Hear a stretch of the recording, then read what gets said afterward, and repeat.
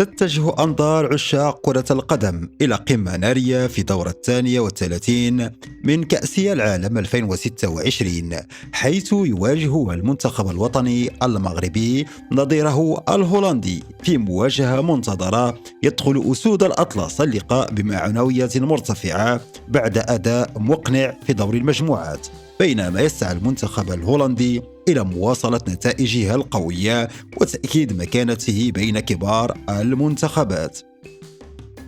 ستكون المواجهة صراعا تكتيكيا مثيرا بين سرعة الهجمات المرتدة المغربية والاستحواذ الهولندي في لقاء قد تحسم نتيجته بتفاصيل صغيرة.